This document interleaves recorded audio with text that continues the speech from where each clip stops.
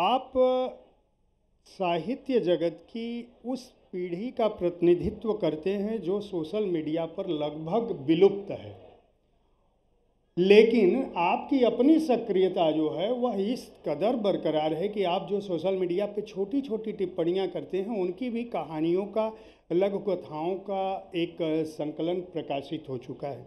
इसके अलावा जो फिल्म आई थी गांधी एट गुडसे, यह भी अपने समय की बहुत चर्चित फिल्म रही है। हमारा जो समय है, आपकी पीढ़ी के साहित्यकार उस समय को समझने और बरतने में कहाँ गलतियां कर रहे हैं, जिसको असगर वजाहत बहुत ढंग से समझते हैं। देखिए, सबसे बड़ी बात यह है कि जानकारी होना चाहिए कि हमारा पाठक कौन है, हमारा रीडर कौन है और हम किससे बात कर रहे हैं। अगर हमारे रीडर के पास समय कम है, टाइम कम है, तो हम अपनी बात को कम शब्दों में उसके सामने रखें। कहानी को ऐसा स्वरूप दें जो सुनाई जा सके, साहित्य को ऐसा स्वरूप दें जो लोगों को रुचिकर लगे।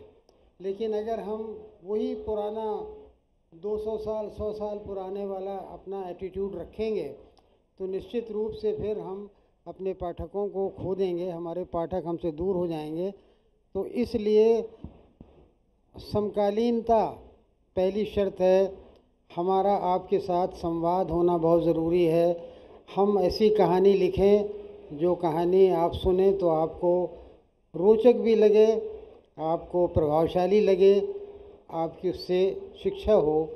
तो इस कार्यक्रम के दौरान भी अगर समय होगा तो मैं आपको एक दो छोटी लघु कथाएं भी सुना सकता हूं। मैं चाहूँगा पहले आप कथा ही सुना दें, क्योंकि आपकी कथाएं बड़ी रोचक हैं। सोशल मीडिया पे मैं देखता हूं जब भी आप पोस्ट करते हैं, आपकी पीढ़ी में ऐसे फॉलोअर और उसको पढ़ के शेयर करने वाले बहुत कम हैं। वो लगातार शेयर होती रहती हैं, इसलिए आपको भी नहीं पता चलता होगा कि इनकी पहुंच कहां तक है। और प्रभाव की जहां तक मैं बात करूं, इतने कम शब्दों में हम सभी को ये सीखना चाहिए कि अगर हम किसी बात को कहना चाहते हैं तो 8-10 लाइनों में भी कितने अच्छे से कह सकते हैं, कोई चीज़ बची नहीं रह सकती। देखिए, ये संवादों में लिखी गई कहानी है, बहुत छोटी कहानी है।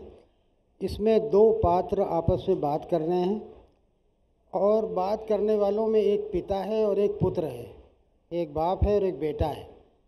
बेटे का नाम है रानू। रानू अपने पिता से कुछ सवाल पूछता है। आप जानते हैं कि कभी कभी बच्चे ऐसे सवाल पूछ लेते हैं कि बड़े बड़ों के पास उसका जवाब नहीं होता। तो ये सवाल जवाब है पिता और पुत्र के बीच में। तो सवाल करने वाला है रानू और उसके पापा उत्तर दे रहे हैं। रानू कहता है कि पापा, ये लोग जो रिक्शा चलाते हैं ये इतने गरीब क्यों होते हैं, इनका जीवन इतना कठिन क्यों होता है। पापा कहता है, गरीब इसलिए हैं कि उन्होंने पिछले जन्म में अच्छे कर्म नहीं किए होंगे। रानू कहता है, पापा आपने पिछले जन्म में अच्छे कर्म किए थे। तो पापा कहते हैं, हाँ हाँ किए होंगे। रानू पूछता है, आपने कौन कौन से अच्छे कर्म किए थे। कुछ न कुछ ज़रूर किया होगा, पर क्या, ये तो पता नहीं। तो फिर आपको ये कैसे पता है कि रिक्शे वाले ने पिछले जन्म में बुरे कर्म किए थे।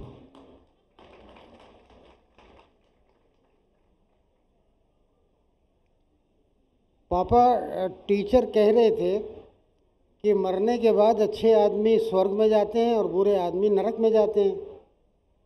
हाँ हाँ बेटा, ये बात सही है। जो अच्छे काम करते हैं ना वो स्वर्ग में जाते हैं और जो बुरे काम करते हैं वो नरक में जाते हैं। स्वर्ग में क्या होता है पापा। अरे स्वर्ग में बहुत अच्छा होता है, बहुत सुंदर है, बड़ा अच्छा जीवन है, खूब खाना मिलता है, बहुत शांति है। पापा और नरक में क्या होता है। अरे नरक में तो कष्ट ही कष्ट है, वहाँ बुरे लोगों को बहुत सज़ा दी जाती है, गर्म तेल में डाले जाते हैं, तरह तरह से भयानक यातनाएं उनको दी जाती हैं, वहाँ का रहना बहुत कठिन है। रानू, तो पापा आपने स्वर्ग और नरक दोनों देखे हैं। सर, मैं यहीं से बात जानना चाहूँगा कि कहानियों का जो मैं संदेश सिर्फ ये देना चाहता था कि वजाहत साहब कितनी छोटी बातों में सवाल जवाब के संदर्भ में बड़े से बड़ा प्रश्न उठाते हैं। अभी जो फिल्म आई थी आपकी Gandhi at Godse dot com, आपके उपन्यास पर आधारित फिल्म थी, उसको लेके बड़ी एक आलोचना थी। हम जिस समय में जी रहे हैं और जिस धरती पर हम हैं, वहाँ पे एक बड़ा संदर्भ है। एक तरफ गांधी को मानने वाले अतिवाद की तरफ हैं, दूसरी तरफ गोडसे मैं नहीं कह सकता, लेकिन जो दक्षिण पंथी विचारधारा है जिसके नायक बहुत सारे लोग हैं, वो कहते हैं कि वो भी एकदम अतिवाद की तरफ हैं कि हमें बहुत सारी सांप्रदायिकता, तुष्टीकरण, पृष्ठपोषण, बहुत सारी ऐसी चीज़ें हुई हैं जिनका प्रतिकार जरूरी है। ये दो ध्रुवों पे हम बढ़ते जा रहे हैं और जहाँ जीवन का संघर्ष पूरी दुनिया में ये देखने को मिल रहा है। अगर हम फिलिस्तीन और इजराइल की बात करें तो वहाँ भी ये चल रहा है।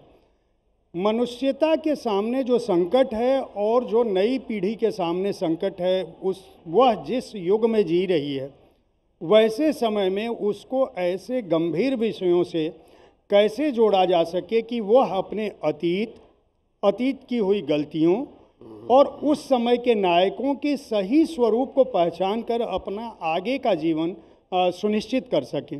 देखिए, ऐसा है कि इसने जो फिल्म की आपने चर्चा की, जो राजकुमार संतोषी ने डायरेक्ट की है, मेरे नाटक पर बनी फिल्म है, वो गांधी गोडसे एक युद्ध। ये नाटक मूल रूप से जो बात कहता है वो बात कहता है कि संवाद होना चाहिए, बात होना चाहिए। आपका चाहे कोई जितना भी विरोधी हो, आप किसी की बात से सहमत नहीं हैं, लेकिन उससे बात तो करें। उससे बात करना ज़रूरी है। दो विचारधाराओं में, दो लोगों में, दो देशों में, दो समाजों में बातचीत और संवाद के होने पर ये फिल्म बल देती है। और ये संवाद इस फिल्म में हो रहा है महात्मा गांधी और गोडसे के बीच में।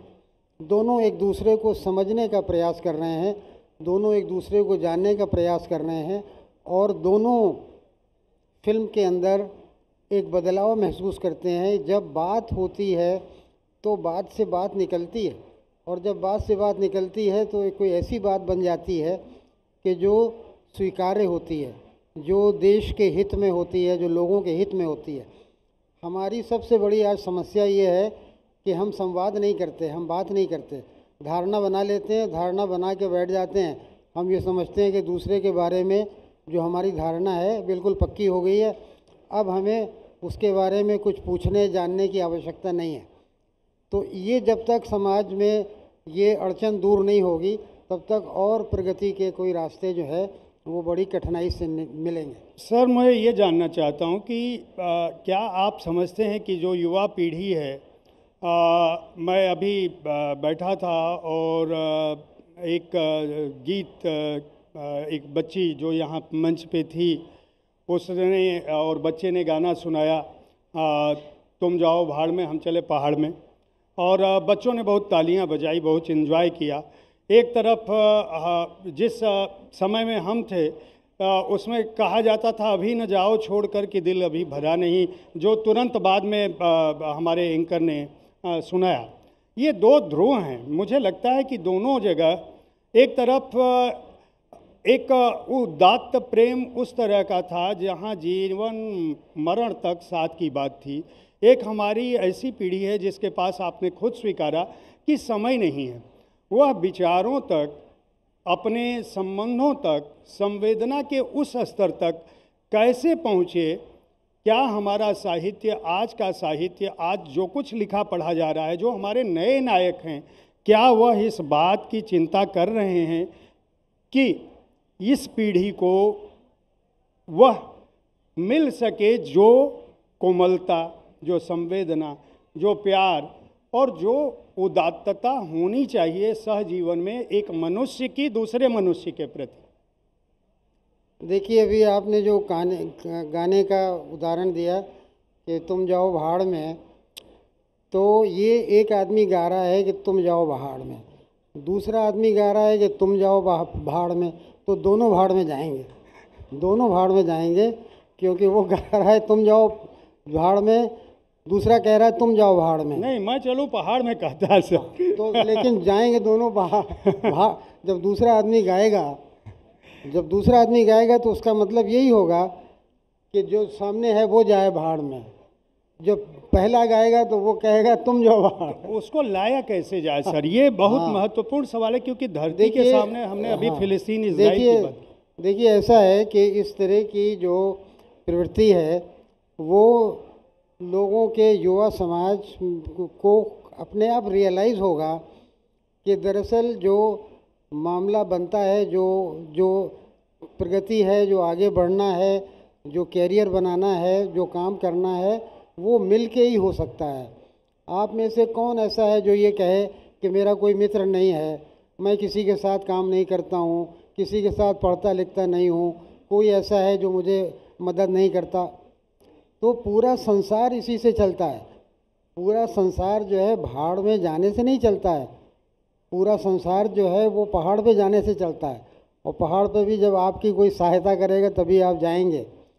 तो इस तरह की धारणा जो है वो बनना चाहिए, और वो साहित्य और कलाएं बनाती हैं।